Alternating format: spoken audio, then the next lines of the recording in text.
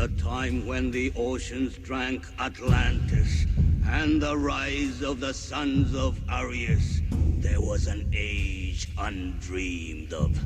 And unto this, Conan, destined to bear the jeweled crown of Aquilonia upon a troubled brow. It is I, his chronicler, who alone can tell thee of his saga. Let me tell you of the days of high adventure.